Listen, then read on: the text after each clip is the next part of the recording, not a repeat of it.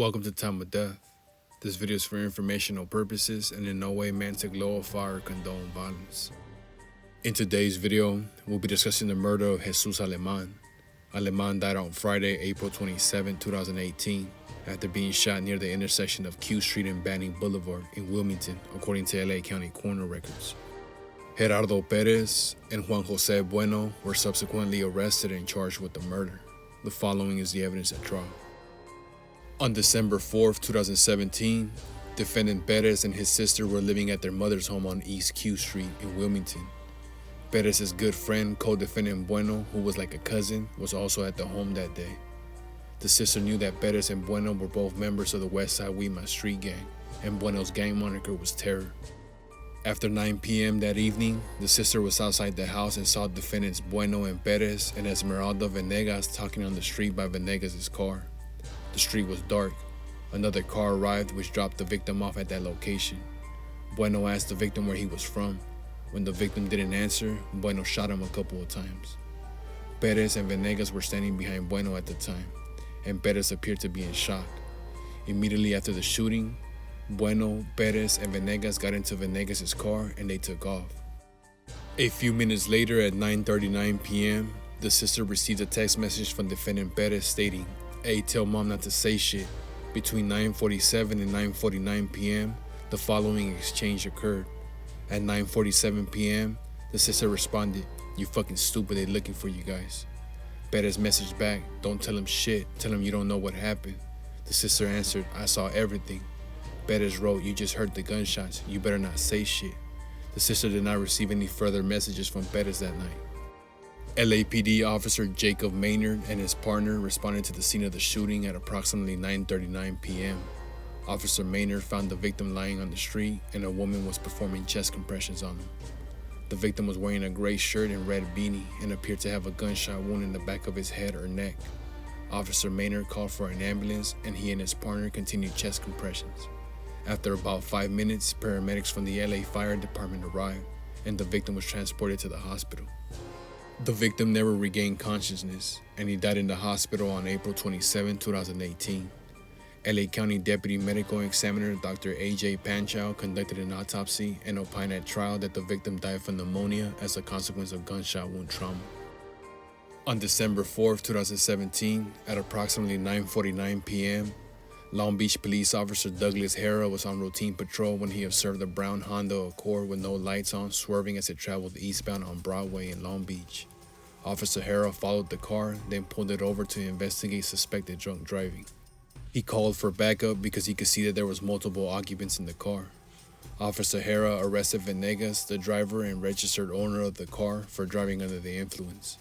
Long Beach Police Officer Javier Sepulveda instructed defendant Bueno and Perez, who were seated in the back seat, to exit the vehicle. After Bueno and Perez got out of the vehicle, Officer Sepulveda recovered a 9mm Glock semi-automatic pistol with an empty 10-round magazine lying on the rear floorboard, which had been obscured by a plastic bag. Sepulveda booked the weapon into evidence and arrested Bueno and Perez. At the time, Sepulveda was not aware of the shooting in Wilmington. LAPD Detective Jeffrey Tiffin and Boris Oliva responded to the scene of the shooting at approximately 12:50 a.m. on December 5, 2017. They photographed the scene and recovered several items of the victim's blood-stained clothing on the street, including the victim's red beanie. Detective Tiffin also recovered 2 expended bullets and 9 9mm shell casings. A criminalist in the LAPD's firearm analysis unit analyzed the casings and concluded they had been ejected from the gun recovered from the back of Venegas' vehicle. Detective Oliva obtained surveillance video from 2 cameras located on a house on East Q Street down the block from the shooting. Footage from one of the cameras stamped between 9:23 and 9:36 p.m. on December 4th was played for the jury. The video shows 3 people milling around, then standing by or sitting in a parked car on East Q Street. At approximately 9:35, a car pulled up on the opposite side of the street. A passenger exited the car and the car drove off. One of the people standing by the car walked halfway across the street toward the man who had just arrived, raised his arm and fired numerous shots at the man. The shooter walked back to the parked car and entered the rear driver's seat. The car drove off without any lights at 9:36 p.m., leaving the victim lying in the street. Footage from the second camera shows a car with no lights on speeding down East Q Street and through a stop sign at the intersection with Bay Point Avenue at 9:36 p.m. LAPD officer Robert Hargrove testified as the prosecution's gang expert. Officer Hargrove was assigned to the Harvard Division Gang Unit and was tasked with monitoring the Westside Wilmas criminal street gang for nearly 9 years. Officer Hargrove testified that Westside Wilmas had approximately 400 documented members. Officer Hargrove opined that defendant Bueno was a member of Westside Wilmas with the moniker TK, based on the officer's previous encounters with Bueno in which he admitted he was a Westside Wilmas gang member. Hargrove likewise opined that Venegas was a member of Westside Wilmas with the moniker Curious, based on his previous encounters in which she admitted she was a member of the gang.